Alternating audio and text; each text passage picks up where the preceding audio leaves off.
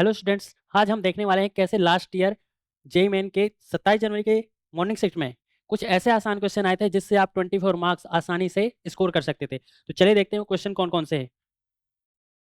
देखिए, पहले क्वेश्चन में हमें बोला गया है कि ए हमें बता रहा है कि इस एक्सप्रेशन के एक्सपेंशन में जो कोएफिशिएंट का सम होगा वो ए होगा, और बी जो है इसके एक्सपेंशन में कोएफिशिएंट का सम है। तो हमें बताना है कि इन दोनों ए और बी के बीच क्या रिलेशन है। तो चलिए देखते हैं। देखिए, इस प्रकार के एक्सपेंशन में एक्स की वैल्यू अगर हम 1 रखते हैं तो आसानी से हम इनके कोएफिशिएंट का सम बता सकते हैं। तो देखिए, ए क्या हो जाएगा, ए हमारा हो जाएगा 1 माइनस 3 प्लस 10 पावर में क्या है n। तो ये हमें मिलेगा 8 पावर n। अब बी के लिए देखिए, बी के लिए ये हो जाएगा 1 प्लस 1 पावर n, जो कि होगा 2 पावर n। अब 8 पावर n को हम लिख सकते हैं, देखिए 2 पावर n का क्यूब। अब इन दोनों को आप कंपेयर करेंगे अगर, तो आप पाएंगे जो a है वो क्या है, b का क्यूब है। तो ऑप्शन ए हमारा सही होगा। नेक्स्ट क्वेश्चन देखते हैं। सेकंड क्वेश्चन में हमें बोला गया है कि एक पैराबोला और एक सर्कल के सेंटर से जो मिनिमम डिस्टेंस है, शॉर्टेज डिस्टेंस है, वो क्या है d। तो हमें डी स्क्वायर की वैल्यू बतानी है। तो देखिए, ये पैराबोला है और ये सर्कल है। तो मान लेते हैं पैराबोला में एक variable point T square comma 2t, ठीक है। और इसका सेंटर क्या हो जाएगा, देखिए 2, 8। इसके बीच की जो शॉर्टेज डिस्टेंस है वो क्या है d। तो आप क्या बोल सकते हैं, डी स्क्वायर जो होगा वो होगा t square minus 2 whole square plus 2t minus 8 whole square. तो ये हो जाएगा हमारे पास t power 4 minus 32t plus 68। अब देखिए, शॉर्टेज डिस्टेंस के लिए हमें इसकी मिनिमम वैल्यू निकालनी पड़ेगी, और मिनिमम वैल्यू कैसे निकलती है, जब हम इस डी स्क्वायर के फर्स्ट डेरिवेटिव को 0 से इक्वेट करेंगे। तो यहाँ पे इसका डेरिवेटिव क्या होगा, 4t³ माइनस 32 इक्वल टू हम 0 पुट करेंगे मिनिमम वैल्यू निकालने के लिए। तो यहाँ से t की वैल्यू क्या आ रही है, यहाँ से t की वैल्यू आ जाएगी 2। इस वैल्यू को यहाँ पे पुट कर देते हैं, तो ये आ जाएगा 2 पावर 4 माइनस 32 इंटू 2 प्लस 68। ये हमें मिल रहा है 20। तो जो डी स्क्वायर है इसकी वैल्यू क्या आ गई, 20। नेक्स्ट क्वेश्चन देखते हैं हम। यहाँ पे देखिए, दो लाइंस दी गई हैं और उनके बीच का शॉर्टेज डिस्टेंस हमें दिया गया है 6/√5। तो हमें क्या बताना है कि इसमें ये जो लैम्डा है, इसकी लैम्डा की जो वैल्यू जाएंगे उनका हमें सम बताना है। तो चलिए देखते हैं। सबसे पहले इन दोनों लाइंस के लिए हम क्या लिख लेते हैं। फर्स्ट लाइन के लिए पोजीशन वेक्टर a1, ये हो जाएगा 4i cap minus j cap. और दूसरी लाइन के लिए देखिए क्या हो जाएगा, a2 equal to lambda i cap minus j cap और प्लस 2k कैप। अब इनके डायरेक्शन वेक्टर भी देख लेते हैं। तो इसको मान लेंगे, चलिए b1 हो जाएगा i plus 2j minus 3k। और b2 क्या हो जाएगा, b2 हो जाएगा 2 4 minus 5, 2i cap plus 4j cap minus 5k cap. अब देखिए, शॉर्टेज डिस्टेंस के लिए जो फॉर्मूला होता है हमें पता होना चाहिए, d इक्वल टू मॉड के अंदर, क्योंकि डिस्टेंस हमेशा पॉजिटिव लेना है, ये होता है a2 माइनस a1, फिर डॉट प्रोडक्ट होगा b1 क्रॉस b2, ये vector product upon b1 cross b2 का मॉड, ठीक है। अब यहाँ से देखते हैं a2 माइनस a1 हमारे पास क्या हो जाएगा, a2 माइनस a1 हो जाएगा लैम्डा माइनस 4i कैप और प्लस 2k कैप, ठीक है। और यहाँ पे b1 क्रॉस b2 की भी जरूरत है। तो b1 क्रॉस b2 क्या करेंगे, हम इसका जो क्रॉस प्रोडक्ट करेंगे वेक्टर प्रोडक्ट, वो हमें मिलने वाला है, ये होगा 2i cap minus j cap, है ना। और मॉड क्या हो जाएगा, इसका मॉड यहाँ पे देख सकते हैं, ये आएगा √4 प्लस 1 दैट इज √5।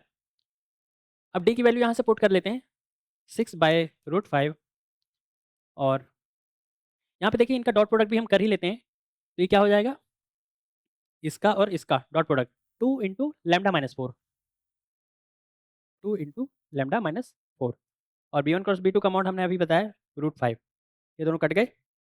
तो अब देखिए हमें क्या मिल रहा है, 6 equal to mod of 2 lambda minus 4।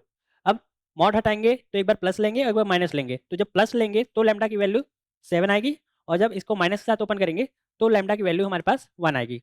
तो इनका सम क्या हो गया, हमें सम बताना था, 7 + 1 8। तो ऑप्शन बी हमारा आंसर होगा। नेक्स्ट क्वेश्चन देखते हैं। इसमें देखिए, क्वेश्चन में बोला गया कि एक फंक्शन है जिसका डोमेन जो है नेचुरल नंबर एक्सेप्ट 1, और जो को डोमेन है वो ऑल नेचुरल नंबर्स है, ठीक है। और जो फंक्शन है, फंक्शन कैसा है, एफ एन इक्वल टू होगा highest prime factor of n, है ना। तो चलिए देखते हैं, इसमें हमें बताना है कि इस फंक्शन का नेचर क्या होगा मैपिंग के ऊपर। डोमेन पहले लिख लेते हैं, ये हो जाएगा, देखिए सारे नेचुरल नंबर एक को छोड़ के, तो 2 3 4 5 6 सारे नेचुरल नंबर, और को डोमेन जो है इसमें सारे नेचुरल नंबर आएंगे 1 2 3 4 5। अब देखिए इस फंक्शन के लिए अगर हम n इक्वल टू 2 रखें तो हमें क्या मिलना चाहिए, सबसे बड़ा प्राइम फैक्टर 2 का, 2 का सबसे बड़ा प्राइम फैक्टर 2 ही होगा, है ना। तो यहाँ से आप देख सकते हैं 2 की जो इमेज बनेगी 2 में बनेगी। अगर हम F3 की बात करें तो 3 का सबसे बड़ा प्राइम फैक्टर क्या होगा, 3 ही होगा। 4 का क्या होगा, 4 को अगर हम फैक्टराइज करते हैं तो 4 क्या होता है, 2 इंटू 2, तो इसका सबसे बड़ा प्राइम फैक्टर 2 ही हो रहा है। तो F4 के लिए कहाँ बन रहा है, 2 में। तो यहाँ पे आप देख सकते हैं कि 2 इनपुट के लिए सेम आउटपुट मिल रहा है, इसलिए ये क्या हुआ, ये हुआ मैनी वन, है ना। तो हमारे जो शुरू के 2 ऑप्शन है ये ऐसे ही कैंसिल हो गए, है ना, क्योंकि ये 1 1 नहीं रहा, ये मैनी वन है। अब हम चेक करते हैं कि ये इनटू फंक्शन है या ऑन टू फंक्शन। अब देखिए को डोमेन में हमारा क्या है, 4 भी है, और यहाँ पे फंक्शन पे आप देखिए कि हमेशा जो वैल्यू मिलेगी वो एक क्या होगी, प्राइम फैक्टर होगी, है ना। तो आप देख पाएंगे कि 5 के लिए जो आउटपुट मिलेगा, 5 के लिए सबसे बड़ा प्राइम फैक्टर क्या है, 5 है। 7 के लिए क्या मिलेगा, 7 मिलेगा।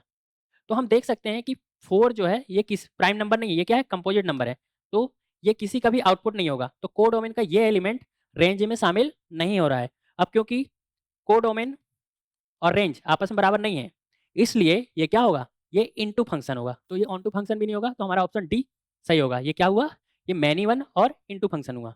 नेक्स्ट क्वेश्चन देखते हैं, इसमें हमें देखिए एक इक्वेशन दिया गया है और बोला गया है कि इसको अल्फा जो है सेटिस्फाई करता है, मतलब इसका रूट होगा। अब हमें पता है इसका जो सॉल्यूशन होगा वो क्या होगा, x equal to -1 plus minus √3 i/2, और ये क्या होता है, ये होता है ओमेगा और ओमेगा स्क्वायर। अल्फा की जगह हम क्या रखेंगे, अब अल्फा को अब हम ओमेगा रख सकते हैं। तो यहाँ पे आइए, ये हमारा हो जाएगा 1 प्लस ओमेगा पावर 7। अब देखिए आपको ये पता होना चाहिए ओमेगा के लिए कि 1 plus omega square equal to 0 होता है, और ओमेगा का पावर में अगर 3 का मल्टीपल हुआ तो ये हमेशा 1 देता है। Omega cube 1, omega power 6 1। तो यहाँ पे क्या हो जाएगा, अब 1 प्लस ओमेगा क्या बन जाएगा, माइनस ओमेगा स्क्वायर।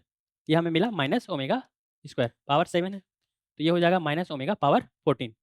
इसे हम लिख सकते हैं minus omega power 12 into omega square. तो ये वाला टर्म क्या हो गया, जैसे अभी मैंने बताया 1 हो जाएगा, तो यहाँ से हमें मिलेगा माइनस ओमेगा स्क्वायर, ठीक है। अब माइनस ओमेगा स्क्वायर को हम क्या लिख सकते हैं, फिर से यहाँ से देखिए ये होगा 1 प्लस ओमेगा, 1 प्लस ओमेगा। अब क्योंकि हमने ओमेगा को क्या माना था, इसका एक रूट माना था, तो यहाँ पे ओमेगा जो है अल्फा है, इसे हम 1 प्लस अल्फा बोल सकते हैं। तो यहाँ पे हमें क्या मिल रहा है, इसको एक्सपेंड करने में 1 प्लस अल्फा। अब अगर आप कंपेयर करेंगे तो ए इक्वल टू क्या आ गया, ए इक्वल टू आ गया 1, और बी अल्फा, और यहाँ पे केवल अल्फा, तो बी इक्वल टू क्या आ गया 1, और सी क्योंकि अल्फा स्क्वायर कोई टर्म नहीं है तो सी इक्वल टू 0। इसकी वैल्यू क्या हो जाएगी, 5 into 3 into 1 minus 2 into 1 minus 0, ये हमें मिलेगा 5। तो इसका आंसर क्या आ गया, 5। अगला क्वेश्चन देखते हैं, यहाँ पे देखिए हमें क्या दिया गया है, एक फंक्शन मैट्रिक्स के फॉर्म में दिया गया है, ठीक है, और उसके बाद 2 स्टेटमेंट दिए गए हैं।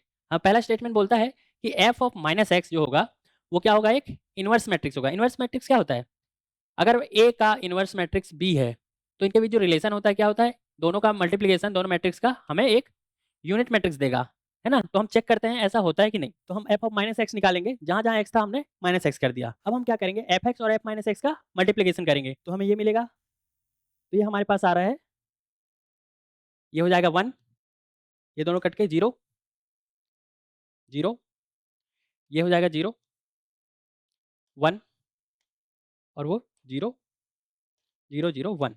देखिए हमें क्या मिल गया है, यूनिट मैट्रिक्स मिल गया। इसका मतलब एफ माइनस एक्स जो है एफ एक्स का क्या है, इनवर्स है। अब अगला स्टेटमेंट देख लेते हैं, इसमें बोला गया है कि f x into f y हमें क्या देगा, f of x plus y देगा। इसके लिए एफ एक्स और एफ वाई का हम मल्टीप्लिकेशन करेंगे, तो ये हो जाएगा इस प्रकार। मल्टीप्लाई करने पे हमें मिलेगा ये वाला मैट्रिक्स। यहाँ पे हम कॉस और साइन के जो बेसिक फॉर्मूले होते हैं वो लगाएंगे, तो हमें मिलेगा cos x plus y minus sine x plus y, और यहाँ पे sine x plus y cos x plus y. अगर हम एफ एक्स से कंपेयर करेंगे तो आप देख सकते हैं जहाँ जहाँ एक्स है वहाँ क्या आ गया है, एक्स प्लस वाई आ गया है।